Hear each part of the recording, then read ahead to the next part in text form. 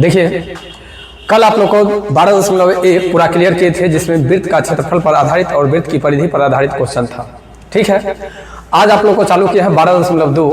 12.2 में वृत्तखंड और त्रिज्यखंड पर आधारित क्वेश्चन है। ठीक है, वृत्तखंड और त्रिज्यखंड में आप लोग को कई फार्मूला पिछले क्लास में हम लिखवा दिए थे, और फार्मूला लिखवाने के बाद फार्मूला का हम पीडीएफ भी आप लोग को प्रोवाइड कर दिए थे। ठीक है, अब आज केवल आप लोग को क्वेश्चन बतलाते हैं। हाँ, क्वेश्चन बतलाते इसमें जो जो फार्मूला आएगा पहले हम फार्मूला लिख देंगे, और फार्मूला लिखने के बाद आप लोग को 2-3 क्वेश्चन आज बतलाएंगे। ठीक है, देखिए सबसे पहले कहता है जो 6 cm त्रिज्या वाले एक वृत्त के त्रिज्यखंड का क्षेत्रफल ज्ञात कीजिए जिसका कोण 60 डिग्री दिया हुआ है। देखिए यह एक आपका वृत्त है, वृत्त की त्रिज्या जो है इस टाइप से इसमें दीजिएगा, क्योंकि त्रिज्यखंड बना रहा है। त्रिज्यखंड बना रहा है तो इसका नाम O, A और B। ये त्रिज्या आपको 6 cm है, जब ये 6 सेंटीमीटर तो ये भी 6 सेंटीमीटर, 60 डिग्री है तो 60 डिग्री दे दिए। ठीक है, और ये देने के बाद कहता है त्रिज्यखंड का क्षेत्रफल ज्ञात कीजिए। तो देखिए वृत्त के त्रिज्यखंड का क्षेत्रफल, वृत्त के त्रिज्यखंड का क्षेत्रफल होता है θ/360 πr²। एक बात और बतला दें, इसी का अगर कॉम्पिटिटिव एग्जाम मतलब तैयारी कीजिएगा कंपटीशन का, तो कॉम्पिटिटिव मैथमेटिक्स में इसी मैथ को एडवांस मैथ कहा जाता है। ये बतला दें, जो एडवांस मैथ या बेसिक मैथ जो कहता है ये सब कोई मैथ है नहीं। अगर आप लोग को क्लास 8, क्लास 9 और क्लास 10 ये 3 क्लास की तैयारी अगर मैथ का बहुत अच्छा से सुंदर से अगर कर लिए हैं तो आपको कंपटीशन की तैयारी करने की कोई जरूरत नहीं है। देखिए मैथ जब अच्छा से आ जाता है ना, बच्चा को बनाने आ जाता है ना, समझ में आ जाता है ना मैथ, तो ये समझ जाइए जो उसका ऑटोमेटिक ट्रिक निकल जाता है। कोई ट्रिक बन करके नहीं आता है, खुद हम और आप बनाते हैं ट्रिक। बस क्वेश्चन का कॉन्सेप्ट अच्छा समझ में आना चाहिए। अगर क्वेश्चन का कॉन्सेप्ट अगर आपको अच्छा समझ में आ रहा है तो ऑटोमेटिक आप फार्मूला का, ठीक है, शॉर्ट कर सकते हैं फार्मूला को, या क्वेश्चन को मिनटों में सेकंडों में बना सकते हैं। लेकिन होता क्या है, जो student 8th class, 9th class और 10th क्लास में बकवास क्लास समझ करके और केवल टाइम पास करके वो पढ़ लेता है। अब पढ़ने के बाद पेरेंट्स के प्रेशर आने पर वो स्टूडेंट समझ गया ना, जाता है कंपटीशन का तैयारी करने के लिए, तो कहता है बेसिक मैथ और एडवांस मैथ। बेसिक मैथ आपको इतना दिन का है, इतना चार्ज लगेगा, एडवांस मैथ में इतना दिन लगेगा, इतना चार्ज है, और वही बेसिक और एडवांस करके पैसा मार्केट में लूट रहा है। अगर आप लोग मन से अच्छा से और ढंग से पढ़ेंगे तो आप लोग को, ठीक है, कहीं जाने की जरूरत नहीं होगी, आपको यही तैयारी मिल जाएगी और यही तैयारी हो जाएगा कंपटीशन का भी। बस खाली ध्यान रखना है, जो हमें समझना है, क्वेश्चन को समझिए, रटिए नहीं। रटन तो विद्या आज है कल नहीं रहेगा। अगर आप मार्क्स के लिए पढ़ रहे हैं, ठीक है, अगर मार्क्स के लिए पढ़ रहे हैं तो आप, ठीक है, रटिए, और अगर ज्ञान के लिए पढ़ रहे हैं तो समझिए। क्वेश्चन को अगर समझते हैं तो आपको कोई भी क्वेश्चन का कॉन्सेप्ट बहुत ही आसानी से मिलेगा, और मार्क्स ज़्यादा नहीं उठे वो अलग की बात है, लेकिन आप सक्सेस बहुत जल्दी कीजिएगा। क्योंकि कंपटीशन में आपको रट्टा मार चीज़ काम नहीं करता है, समझल चीज़ काम करता है। वहाँ पर जैसे अभी आज आप लोग को हम एक, ठीक है, वीडियो अभी आप लोग को अपलोड करेंगे आज गंगा नदी पर। तो गंगा नदी में कई लोगों का कहना है जो गंगा नदी, ठीक है, गंगोत्री से निकली है। कई आदमी कहता है जो गंगा नदी भागीरथी से निकली है। कहाँ से निकली है, क्या कहानी है उसका, आपको हम बतलाएंगे। ठीक है, आज बने रहिएगा। आज क्लास अगर चलेगा तो इस क्लास के बाद एक ये वीडियो बनेगा, और एक इस वीडियो के बाद आप लोग को गंगा नदी पर ही वीडियो बनेगा आज। ठीक है, तो कोई भी क्वेश्चन अगर हम पढ़ा रहे हैं तो उसको समझने का कोशिश कीजिए, ध्यान से मग्न होकर के। आज तक हम कभी भी कोई भी वीडियो को चढ़ाया है यूट्यूब पर, तो कोई वीडियो को हम एडिट नहीं किए हैं, जो हम रिकॉर्ड किए उसी रिकॉर्ड को हम अपलोड कर दिए। ये बात आप लोग भी देखे हैं, हम कोई डिजाइन नहीं किए हैं, ठीक ना। इसीलिए आप लोग मन से पढ़िए और समझने का कोशिश कीजिए। हमारे पास उतना टाइम नहीं है जो हम स्पेशल आप लोग के लिए वीडियो बनाएं, तो हम आप ही के क्लास में वीडियो बना लेते हैं। तो जब वीडियो बन जाता है तो अगर क्लास में, हाँ, हल्ला नहीं करना है, लेकिन अगर क्वेश्चन करने की इच्छा हो, अगर हम क्वेश्चन बतला रहे हैं तो आप क्वेश्चन कर सकते हैं, कहीं से कोई दिक्कत नहीं है। ठीक है, तो मन से पढ़िए। एक बार फिर से बतला दें, अभी जो आप लोग पढ़ रहे हैं ये क्षेत्रमिति पढ़ रहे हैं, अभी जो आप लोग पढ़ रहे हैं ये क्षेत्रमिति पढ़ रहे हैं, और क्षेत्रमिति में 12.2 पढ़ाई चल रही है। 12.1 हम पढ़ा चुके हैं। 12.1 का जो भी क्वेश्चन था हम बारी बारी से टोटल क्वेश्चन क्लियर कर दिए हैं। 12.2 में आज पहला क्वेश्चन कहता है 6 cm, देखिए एक 2 बार लिखा गया है।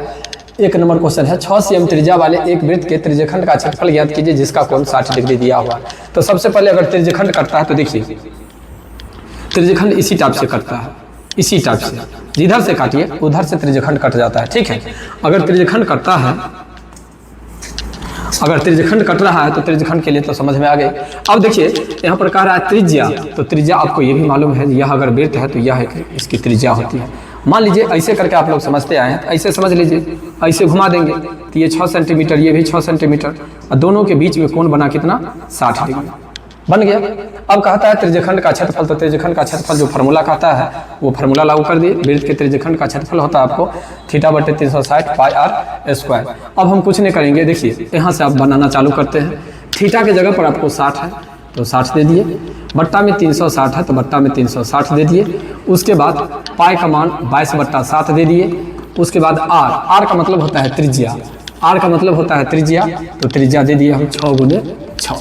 अब कुछ नहीं करना है, देखिए 1 0 से 1 0 कट गया, 6 × 1 6, 6 × 1 36, ये 6 से ये 6 कट गया, आपको आया 22 × 6 बट्टा में 7। अब देखिए यहाँ पर 6 दूनी 12 के 2 हाथ में 1, 6 दूनी 12 1 13, 132/7, और यही इसका आंसर हो गया। देखिए 1 नंबर क्वेश्चन का आंसर यही है आपको। ठीक है, इधर नहीं आ रहा है,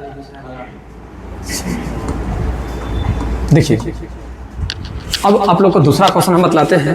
कहता है एक वृत्त के चतुर्थांश, चतुर्थांश का मतलब आप समझिए, देखिए यह एक वृत्त है, वृत्त का चतुर्थांश का मतलब होता है चौथा हिस्सा। ठीक है, चौथा हिस्सा कहता है, तो देखिए चौथा हिस्सा 4 हिस्सा कर लीजिए, तो सीधा समझिए वृत्त का चतुर्थांश का क्षेत्रफल कहता है।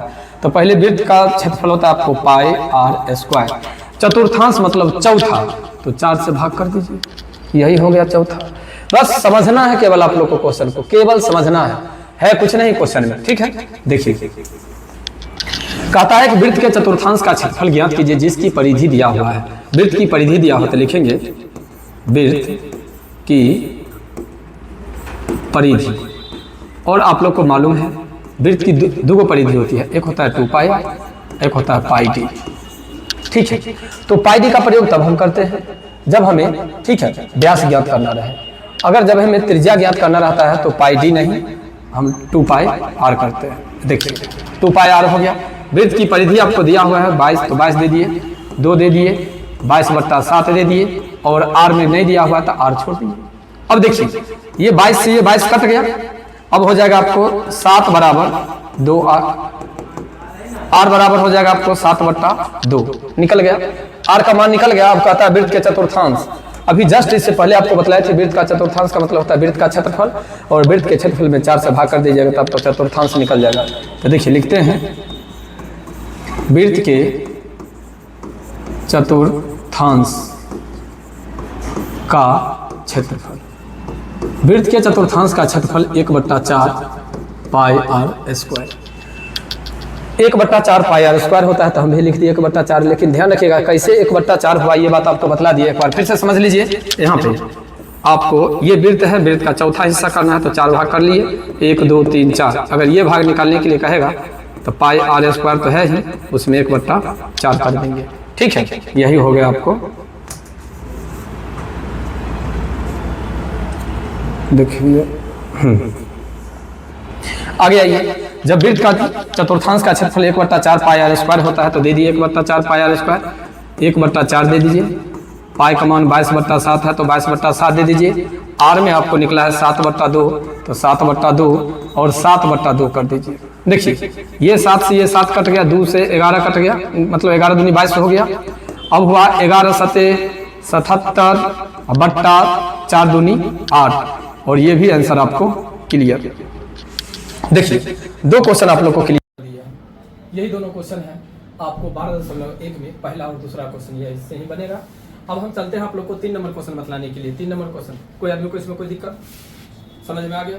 देखिए अगर समझ में आ गया तो आप लोग खुद बनाएंगे, आप लोग को शाम वाला बैच में हम पढ़ा रहे हैं, कोशिश कीजिएगा खुद बनाए। अगर नहीं बनेगा तो मेरा यूट्यूब है, यूट्यूब से देख लेंगे, ठीक ना, लेकिन बनाने का कोशिश कीजिए। कहा जाता है करने से क्या नहीं होता, कभी तो करके देखिए, करके देखिए, ठीक है। हम चलते हैं 3 नंबर क्वेश्चन पर। देखिए 3 नंबर क्वेश्चन क्या कहता है, 3 नंबर क्वेश्चन क्या कहता है सो देखिए। आप लोग घड़ी देखे होंगे, सभी आदमी घड़ी देखे हैं। सबसे पहले आप लोग को घड़ी बनाते हैं, घड़ी तो बनाने आता है नहीं मुझे, लेकिन फिर भी आप लोग के बीच में घड़ी एक बनाते हैं, देखिएगा, ठीक है। देखिए ये घड़ी है, अब देखिए घड़ी में ये 12 है, ये 6 है, ये 3 है और ये 9 है। 1 हुआ, 7 हुआ, 2 हुआ, 8 हुआ, 4 हुआ, 10 हुआ, 5 हुआ, 11 हुआ। हम घड़ी बना रहे हैं, घड़ी देखिएगा, कहता है घड़ी की मिनट की सुई जिसकी लंबाई 14 सेंटीमीटर है, इस घड़ी द्वारा 5 मिनट में, देखिए 5 मिनट में ऐसे ही बनेगा, 5 मिनट में तो यहाँ से यहाँ जाएगा। अब आप लोग ये मत कहिएगा सर वो छोटका घंटा वाला होता है, यहाँ पर तो छोट हो गया आपको मिनटे वाला। खाली समझ लीजिए, घड़ी हमें चूंकि बनाने नहीं आता है इसलिए आप लोग को हम कह रहे हैं। अब देखिए पहले यहाँ पर समझिएगा, घड़ी द्वारा 1 घंटा में 60 डिग्री का कोण बनता है। बात समझ गए? 1 घंटा में कितना डिग्री का कोण बनता है? 60 डिग्री का कोण बनता है। तो जब 1 घंटा में 360 डिग्री का कोण बनता है, 360 डिग्री का कोण बनता है 1 घंटा में। 1 घंटा का मतलब कि यहाँ से कांटा चलना चालू किया और ऐसे करके ऐसे आ गया। देखिए एक बार बतला दें, ऐसे करके किया तो वृत्त बना, और वृत्त में हम लोग जानते हैं जो 360 डिग्री का कोण बनता है, तो 360 डिग्री का बना 1 घंटा में। चूंकि लिख देते हैं, चूंकि घड़ी द्वारा 1 घंटा में 360 डिग्री का कोण बनता है, इसलिए 1 मिनट में कितना डिग्री का बनेगा? 1 मिनट में, 1 मिनट में बनेगा आपको 360 बटा 60, तो हो गया 6। देखिए क्या मिनट कहता है? 5 मिनट में, इसलिए 5 मिनट में होगा 6 गुने 5 यानी 6 पंचे 30 डिग्री। अब लीजिए थीटा का मान निकल गया आप लोग को 30, थीटा का मान निकल गया आपको 30 डिग्री, और आर का मान निकला है 14 सेंटीमीटर। कहता है एक घड़ी की मिनट की सुई जिसकी लंबाई 14 सेंटीमीटर है, इस सुई द्वारा 5 मिनट में रचित क्षेत्रफल ज्ञात कीजिए। 5 मिनट में रचित क्षेत्रफल, तो लिखेंगे घड़ी द्वारा 5 मिनट में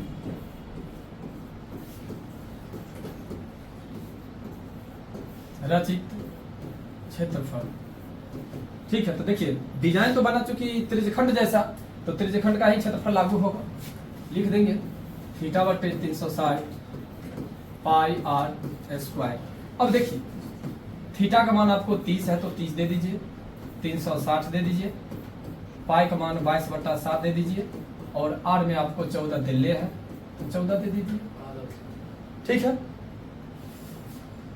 1 शून्य से 1 शून्य काट दिए, 3 इकाई 3 12 तिया 36। देखिए 7 इकाई 7, 7 दूनी 14, 2 इकाई 2, 2 छक्के 12, 2 तिया 6, 11 दूनी 22। हो गया आपको 11 गुने 14 बट्टा में 3, 14 दा है 140 और 14 154 बट्टा 3, और लगभग में यही आपका आंसर हो गया। देख लीजिए, ठीक है। क्वेश्चन को खाली समझिए, क्वेश्चन को समझिए। घड़ी की बात अगर करें तो घड़ी ले आइए, ये नहीं आप कहे अगर 4 मीनार का तो 4 मीनार ले आइए, अगर कह दे आपको ठीक है ताजमहल तो ताजमहल ले आइए, ऐसी बातें नहीं है। मतलब माइंड में उस चीज को लाइए, जो ऐसा अगर कहे तो कैसा फिगर होगा, अगर ऐसा कहे बनाने के लिए तो कैसे हम बनाएंगे, बस पहले ये चीज लाइए। और लगभग में लगभग आप लोग घड़ी देखे हुए हैं, जब घड़ी देखे हुए तो घड़ी का डिजाइन हो गया। जब ये घड़ी का डिजाइन हो गया तो आप सभी आदमी जानते हैं जो घड़ी में 1 घंटा में 360 डिग्री का कोण बनता है, तो 1 मिनट में क्या बनेगा? तो 1 मिनट के लिए हम लोग क्या करेंगे, 360 में 60 मिनट से भाग दे देंगे तो 1 मिनट में निकल जाएगा, क्योंकि 1 घंटा बराबर कितने मिनट? 60 मिनट, तो 60 से भाग कर देंगे तो 1 मिनट में निकल जाएगा। क्या मिनट के लिए कहता है? 5 मिनट के लिए कहता है, तो 5 मिनट के लिए निकाल लीजिए। तो निकल गए, तो जो निकला वो मेरा थीटा हो गया, और थीटा होते हुए ठीक है क्वेश्चन का जैसे ही आकृति देख रहा है त्रिज्यखंड का, तो त्रिज्यखंड का क्षेत्रफल लगा दीजिए। त्रिज्यखंड का क्षेत्रफल आप लोग जानते हैं थीटा बटे 360 पाई आर स्क्वायर होता है। तो इस तरह से आपका ये क्वेश्चन क्लियर हो गया, कोई दिक्कत? चलिए अब क्वेश्चन में हम चलते हैं 4 नंबर क्वेश्चन। देखिए देखो कहता है 10 सेम त्रिज्या वाले एक वृत्त की कोई जीवा केंद्र पर एक समकोण अंतरित करती है, निम्नलिखित के क्षेत्रफल ज्ञात कीजिए। देखिए सबसे पहले बात किया 10 सेम त्रिज्या वाला एक वृत्त, तो सबसे पहले एक वृत्त ले लो, यह वृत्त हुआ। वृत्त की कोई जीवा केंद्र पर, देखो जीवा का मतलब होता है ये जीवा वो होती है जो वृत्त के केंद्र से होकर के नहीं गुजरती है, लेकिन वृत्त के दोनों छोर को स्पर्श करती है। तो देखो यहाँ पर स्पर्श कर गई, यहाँ पर स्पर्श कर गई, लेकिन केंद्र से होकर के नहीं गुजरी। केंद्र समकोण अंतरित करते हैं। समकोण का मतलब क्या, यहाँ पर 90 डिग्री का कोण बनाती है। 90 डिग्री का कोण बन गया। निम्नलिखित के क्षेत्रफल ज्ञात कीजिए। तो पहले नाम दे दो, ओ, इसका नाम ए और इसका नाम बी। 10 cm त्रिज्या है तो इसको 10 कर लो और इसको 10 कर लो। संगत लघु खंड, संगत लघु वृत्त खंड, इस भाग का क्षेत्रफल निकालना है। देखो इसका क्षेत्रफल कहता है निकालने के लिए। अगर इसका क्षेत्रफल कहेगा निकालने के लिए तो एक पहले तो त्रिभुज है, एक त्रिभुज में से मतलब इस त्रिज्यखंड में से अगर समकोण त्रिभुज को हटा लेंगे तो संगत लघु खंड का क्षेत्रफल निकल जाएगा। तो सबसे पहले लिख लेते हैं थीटा बराबर 90 डिग्री और आर बराबर तुमको हो जाएगा 10 सेंटीमीटर। ठीक है, तो जब 10 सेंटीमीटर अगर हो गया तो आगे देखो कहता है संगत लघुखंड का क्षेत्रफल। संगत लघुखंड का क्षेत्रफल बराबर होता है त्रिज्यखंड का क्षेत्रफल माइनस समकोण त्रिभुज का क्षेत्रफल। देखो आकृति तो सबसे पहले तुम लोग को बतला दिए। आकृति के बाद देखो यहाँ पे ध्यान देना, आकृति के बाद सबसे बड़ा मायने रखता है मेंसुरेशन यानी क्षेत्रमिति, बहुत बड़ा मायने रखता है फार्मूला का। तो सबसे पहले याद रखना है हमें जो संगत लघुखंड का क्षेत्रफल क्या होगा। तो देखो संगत लघुखंड का क्षेत्रफल होता है त्रिज्यखंड का क्षेत्रफल माइनस समकोण त्रिभुज का क्षेत्रफल। अब त्रिज्यखंड का क्षेत्रफल होता है तुम्हें थीटा बटे 360 पाई आर स्क्वायर माइनस समकोण त्रिभुज का क्षेत्रफल 1/2 गुने आधार गुने ऊंचाई। और देखो जब ये यहाँ पर 90 डिग्री का कोण बन रहा है तो एक आधार होगा और एक ऊंचाई होगा। अब चलते हैं हम लोग आगे की ओर। थीटा का मान देखो 90 डिग्री दिया हुआ तो 90 कर देते हैं, यहाँ पर 360 है तो 360 कर देते हैं। इसमें पाई का मान नहीं कहता है तो पाई का मान 22/7 दे देते हैं। और आर स्क्वायर, आर में तुमको 10 गुने 10 है, फिर माइनस 1/2 है तो 1/2 करते हैं।